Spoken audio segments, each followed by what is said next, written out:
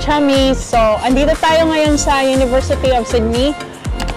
Ito yung pangalawa sa Chami serye natin. Ngayon, i-discuss or i-explain ko sa inyo kung paano kami nag-apply ng permanent resident dito sa Australia or paano kami naging permanent resident dito sa Australia. So, yung main applicant ng aming visa application is ako. Tapos, dependent ko si Chami tsaka si Gavin, yung anak ko. In-applyan namin is Visa 189, which is Permanent Independent Skilled Migrant na visa. Ang disclaimer lang pala ha, itong pathway na ginamit ko is hindi siya applicable sa lahat. So, kung same tayo ng degree, same tayo ng trabaho, yun, pwede nyo itong gamitin. Pero pag hindi, baka iba yung mga requirements nyo kasi depende kasi sa degree yun. In a generic sense, yung sa immigration nakalagay, pareho lang naman yung mga requirements. Pero sa profession, yung mag-a-assess ng degree nyo, ibang assessment body yun. So, dun lang magkakatalo yung requirements. So, ako, yung degree ko sa Pilipinas, yung bachelor's ko is Electronics and Communications Engineering. So, sa degree ko at sa job experience ko, may dalawang option ako or may dalawang pathway ako kasi network engineering kasi yung trabaho ko doon. Either mag-apply ako sa Australian Computer Society or mag-apply ako sa Engineers of Australia. So, kahit saan naman doon, okay lang. Kasi ang importante, magiging skilled migrant ka or ma-approve ka as skilled migrant applicant. Ang maganda lang doon, yung the reason lang kung bakit ko pinili yung Australian Computer Society is na assessment body is dahil mas madali yung requirements nila. Pag nag-apply kasi ako sa Engineers of Australia, kailangan ko pa mag-submit ng CDR. So, ano yung CDR? Yung CDR, nandun nakadetalye yung details, yung trabaho mo, tapos para siyang essay ng career mo. Ayoko magsulat mo. Medyo isa siya sa mga deterring factor, kaya hindi ako nag-apply sa Engineers of Australia. Another one is, before ka mag-apply sa Engineers of Australia is, kailangan na take mo na or nakakuha ka na ng IELTS or yung sa English proficiency, either IELTS or PTE, which is matagal na process kasi uunahin mo muna yung IELTS tapos saka ka mag-apply sa Engineers of Australia. Whereas sa Australian Computer Society, hindi ko kailangang gumawa ng CDR at hindi ko kailangan mag-submit ng IELTS result. So, pwede ko siyang pagsabayin yung pag-process, so mas mabilis. So, ang ginawa ko sa Australian Computer Society, yung sinubmit ko doon, yung record lang is magbayad ka ng application. Lalagay ko na lang kung magkano yung binayaran ko. Tapos, nag-create ako ng account sa Australian Computer Society na website. Tapos, nag-apply ako doon. Sinubmit ko yung CV ko na nakadetalye yung trabaho ko, anong mga position ko, tapos yung mga details. CV lang talaga, resume lang. Tapos, yung diploma ko, yung mga certificates ko, yung mga napasa kong certification, tapos yung mga kung ano-ano pang trainings na ginawa ko. Actually, sinubmit ko din yung PRC license ko, pero hindi naman nare-require yun pag sa Australian Computer Society. Although, pag sa Engineers of Australia kayo nag-apply, required kayo may submit nun if and only if sa Pilipinas kayo nagtrabaho at ECE kayo. So, kailangan isubmit niyo yung PRC license niyo.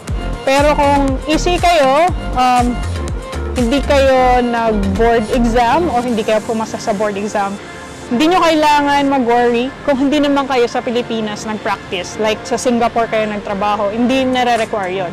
Pero pag sa Pilipinas kayo, required kayo mag-submit mo.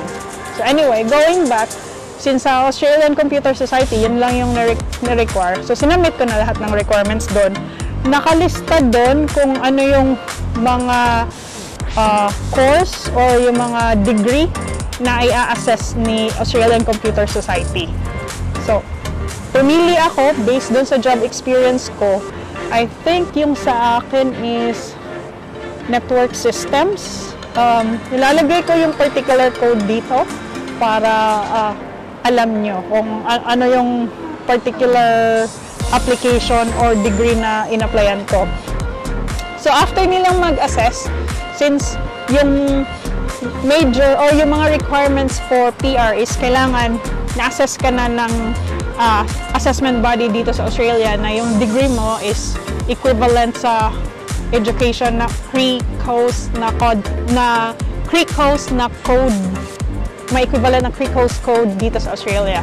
So, pag nabigyan ka na ng approval ni Australian Computer Society, like, i-assess nila yung score sa experience mo, i-assess din nila na yung particular degree mo. Like, sasabihin nila doon na yung 5 years of experience mo is assessed as valid experience for this degree, ganyan-ganyan.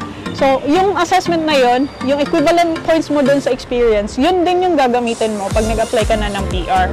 Kasi yung requirement ng PR is, sa skills points, may equivalent points yon, yung age, yung degree mo, yung job experience mo, at English proficiency. So, may equivalent points yon. Kailangan makakuha kayo ng 65 points para pwede kayong mag-apply as a permanent resident dito sa Australia.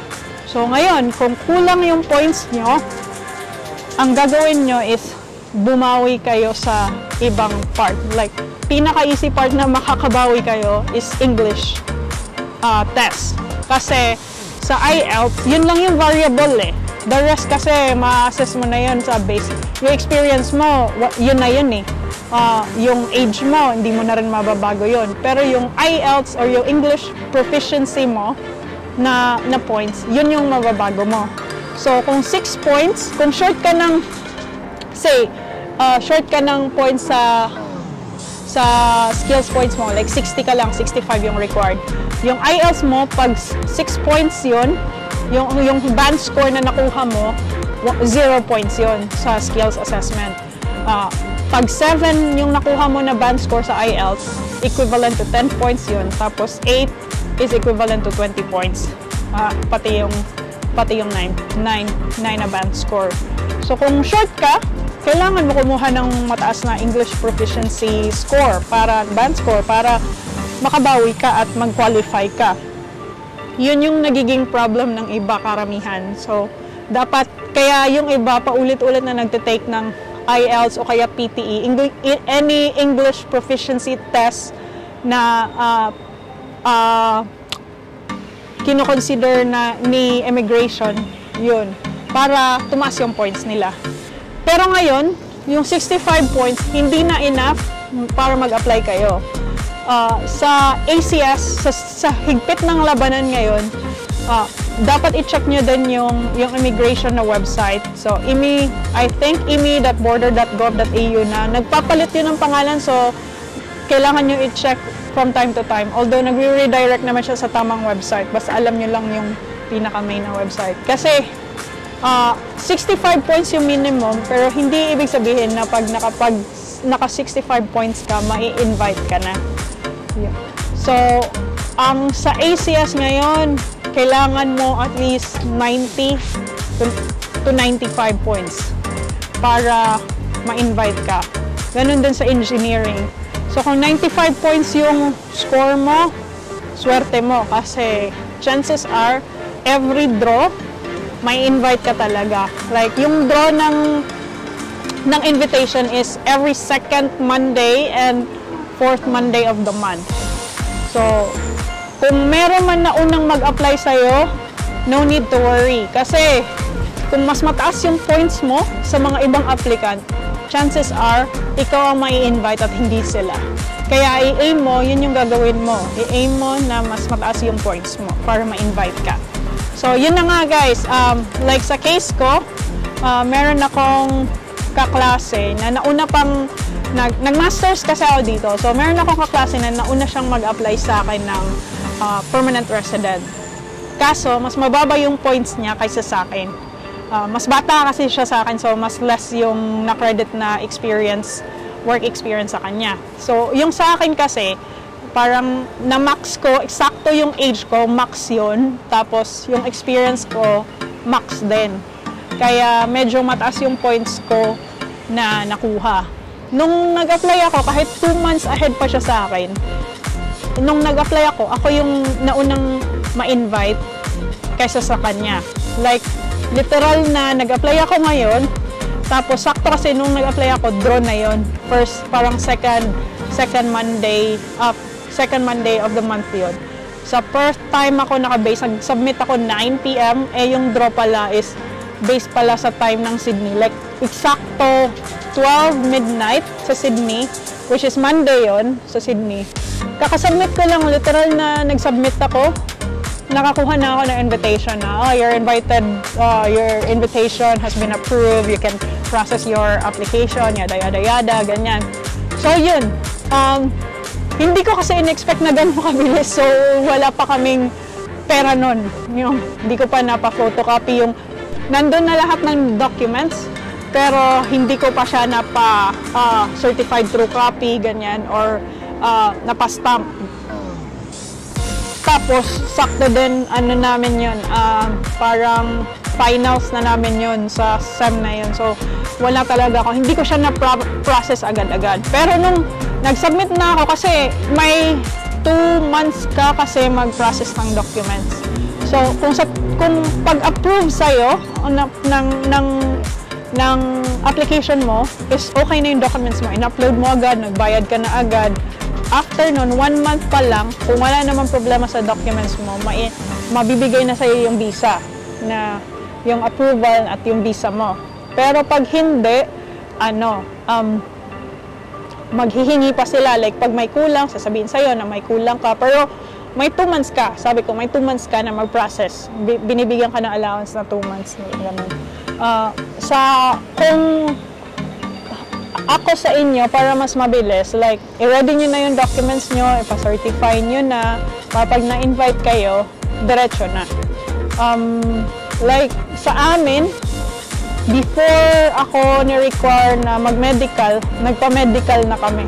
Para pag na-check na, kasi sinasabi nila na, pag sinabi mo na na-upload mo na lahat ng documents, i-check na ng case officer mo yan. May case officer ka kasi.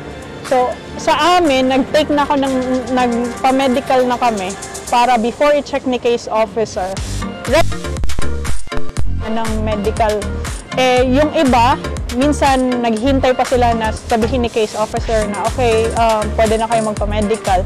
So, natatagalan yung pag-process. So, depende na sa inyo yun. Depende na sa diskarte nyo yun. Either way naman, okay lang din naman. Pero yun nga, madadagdagan yung waiting time nyo. So, hindi naman kayo nagmamadali, may outstanding visa naman kayo, okay lang yun. Walang problema. So, yun na-approve na kami.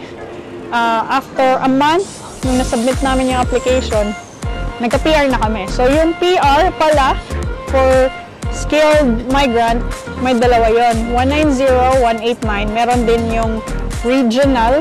Yung regional kasi, technically, hindi ko siya i-classify as permanent kasi after nun mag-a-apply ka pa ng ibang visa So, yung mga regional or family sponsored, ganyan-ganyan. Yung visa lang na 189 tsaka 190 yung diretso talaga PR na yun na yung last na visa mo. After nun, citizenship na yung a-applyan mo. So, focus na lang tayo sa dalawang visa na yun. Yung 189, yun yung independent skilled migrant visa, tsaka yung 190, yan yung state-sponsored visa. So, anong kaibahan nung dalawa? Yung 189 na visa is, kaya siya tinawag na skilled independent visa is dahil hindi ka magre-rely sa mga state para makakuha ka ng like enough points. So, like, ako, sa case ko, yung points na nakuha ko kasi, sakto na. Like, based sa age, based sa job experience, based sa degree, tsaka based sa English score ko, hindi ako na short sa points. Kasi 'di ba, nung time na yun required 60 points lang ngayon 65 na. So, lumagpas pa ako doon. So, hindi ko na kailangan ng sponsorship. Pag short ka kasi ng points, yun nga, yung mga diskarte is either kumuha ka ng sponsorship, state sponsorship, additional 5 points. Sa dati yun ha, hindi ko na alam ngayon, like, nag-update na, lagi kasi nag-update yung immigration. So, sa time ko, 5 points yon, magbibigay ng 5 points pag nag-apply ka sa state. So, hindi lahat ng state pwedeng magbigay sa'yo ng sponsorship. Depende sa degree mo at depende sa shortage ng mga professionals doon, yun lang yung bibigyan ng sponsorship ng state. Like, say, kung IT ka at walang sponsorship na ino-offer sa New South Wales, so, unfortunately, di ka pwedeng mag-apply ng state sponsorship doon. So, maghanap ka ng ibang state na nag-o-offer nun. So, yun yung Visa 190. So, yung after nun, kunwari, nakahanap ka na magsusponsor sa'yo, so hindi ka na short sa points. Ang mangyayari, pag na-approve yun, since state-sponsored ka, kung sino yung state na nag-approve sa'yo, doon ka lang pwedeng mag-apply. Pumunta. So, pag nag-first entry ka ng Australia, dapat doon sa state na nag-sponsor sa'yo. So, pwede ka namang lumipat, pero after 3 years ata, 3 years pa. Kailangan mo mag-stay ng 3 years muna doon or 4 years. Ika-clarify ko muna, check ko, ika-confirm ko, pero parang 3 years yon bago ka makalipat ng ibang state. Pero kung 189 ka, hindi mo kailangan pumunta sa specific state. Kung saan mo gustong, pag nag-entry ka ng Australia, kung saan mo gustong pumunta na state, pwede ka. Kasi walang restrictions yung visa mo. Kasi independent skilled migrant ka. So, yun lang. Okay, mga kachami, so yun na nga, na-approve kami sa 189. Yun yung visa na nakuha namin. At as a permanent resident skilled migrant dito sa Australia. Ngayon, kung may questions kayo about PR application or mga requirements, comment below at magre-reply ako sa inyo tungkol doon. If there's one thing na passionate ako mag-discuss, ito yun actually. Pag may mga questions nga regarding immigration, yung mga kaibigan ko, pino-forward nila yung mga nagtatanong sa kanila, lalo na yung mga dumaan ng agency lang. Ako talaga nag-process so pino-forward nila yung mga kaibigan nila na may questions, pinapasa nila sa akin. So, anyway guys, I'll end the vlog here. Always remember to keep the faith and go for it. Peace out!